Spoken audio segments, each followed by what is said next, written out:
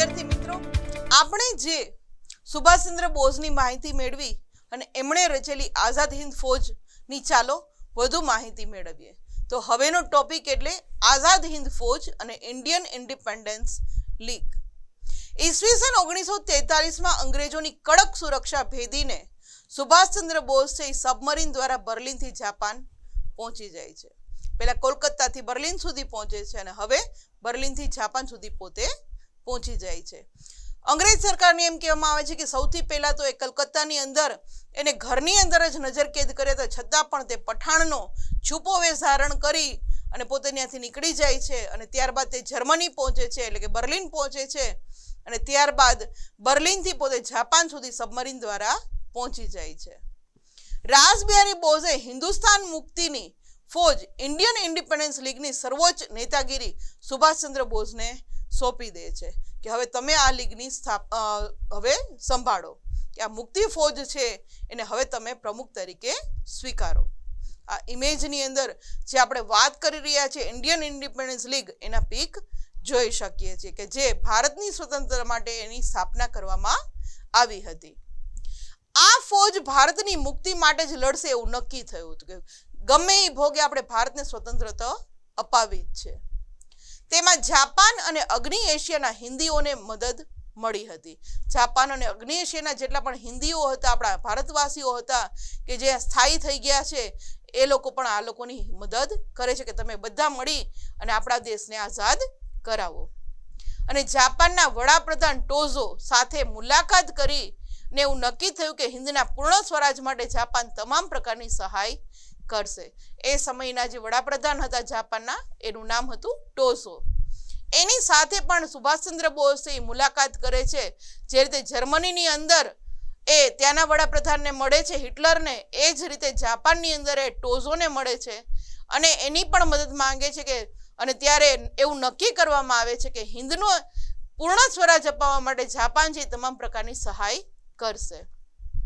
હવે જાપાનીઝ લશ્કર હિન્દમાં આગળ વધે તેમ તેમ કામચલાઉ સરકાર રચી અને ત્યાંનો વહીવટ છે તેમણે સોંપશે અને જાપાન એને માન્યતા આપશે એવી નક્કી કરવામાં આવે છે કે હિન્દમાં થોડો થોડો ભાગ છે એ તમે જીતતા જાઓ અને કામચલાઉ સરકાર તમે સ્થાપતા જાઓ અને વહીવટ છે એ કામચલાઉ સરકારને આપી દેવો અને આ માન્યતા છે એ જાપાન તમને આપી દેશે.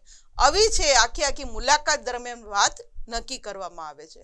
આ ઇમેજની અંદર જે આપણે આઝાદ હિન્દ ફૌજની વાત કરી રહ્યા છીએ જોઈ શકીએ છીએ. 2 જુલાઈ 1943ના દિવસે સુભાષચંદ્ર છે એ જાપાનથી સિંગાપુર જાય છે અને ત્યારબાદ તો કે 4 જુલાઈ 1943ના દિવસે સર્વસંમતિથી તેઓ ઇન્ડિયન ઇન્ડિપેન્ડન્સ લીગના પ્રમુખ બને છે. વિદ્યાર્થી મિત્રો, પરીક્ષાની દ્રષ્ટિએ આ બધી તારીખો ખૂબ જ મહત્વની છે, કારણ કે પરીક્ષામાં તારીખો ખૂબ જ પૂછાય છે કે કયા દિવસે ઇન્ડિપેન્ડન્સ લીગના સર્વસંમતિથી સુભાષચંદ્ર બોઝ પ્રમુખ બન્યા હતા. તો કે 4 જુલાઈ 1943ના દિવસે. રાસબિહારી બોઝે ઇન્ડિયન નેશનલ આર્મી, કે જેને આપણે શોર્ટમાં INA તરીકે પણ ઓળખીએ છીએ, અને આઝાદ હિન્દ ફૌજના વડા તરીકે સ્વેચ્છાએ નિવૃત્તિ લે છે અને સુભાષચંદ્ર બોઝને આઝાદ હિન્દ ફૌજના વડા તરીકે નિમણૂક આપે છે. પોતે સ્વેચ્છાએ નિવૃત્તિ લઈ લે છે રાસબિહારી બોઝ અને સુભાષચંદ્ર બોઝને એના પ્રમુખ તરીકે નિમણૂક આપે છે. આ ઇમેજની અંદર જે આપણે રાસબિહારી બોઝ અને સુભાષચંદ્ર બોઝ કે રાસબિહારી બોઝ છે એ નિવૃત્તિ લઈ અને આઝાદ હિન્દ ફૌજના નવા એમ કહેવામાં આવે છે વડા સુભાષચંદ્ર બોઝને આ કરે છે. ત્યારથી સુભાષચંદ્ર બોઝને નેતાજીનું હુલામણું નામ આપવામાં આવે છે. સુભાષચંદ્ર બોઝને નેતાજી તરીકે પણ આપણે ઓળખીએ છીએ, કારણ કે હવે એને પ્રમુખ બનાવવામાં આવ્યા છે આઝાદ હિન્દ ફૌજના. નેતાજીએ આપેલા સૂત્રો, સુભાષચંદ્ર બોઝે ઘણા બધા સૂત્રો આપેલા હતા. એના મુખ્ય પ્રમુખ સૂત્રો કયા કયા હતા? તો કે ચલો દિલ્હી, ત્યારબાદ તુમ મુझे खून दो मैं तुम्हें आज़ादी दूंगा, જય હિન્દ જેવા એમ કહેવામાં આવે છે કે આ સૂત્રો છે એ સુભાષચંદ્ર બોઝ દ્વારા આપવામાં આવ્યા હતા કે આપણે આપણું ખૂન દઈને પણ આપણે આઝાદી તો મેળવીશું જ.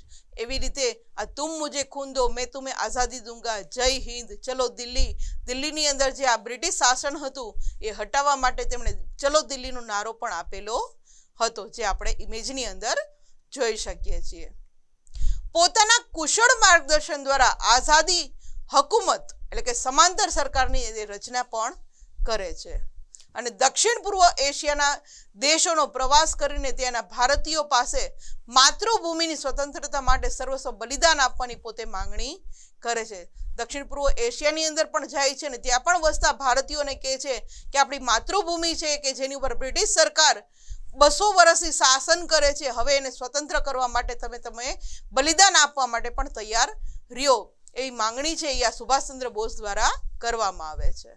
આ ઇમેજની અંદર જે આપણે વાત કરી રહ્યા છીએ દક્ષિણ પૂર્વ એશિયાના ભારતીયો એ જોઈ શકીએ છીએ કે જે પોતે એવી રીતે તૈયાર થઈ જાય છે કે અમે અમારું સર્વસ્વ બલિદાન કરી દેશું પણ આપણી માતૃભૂમિ તો સ્વતંત્ર કરીને જ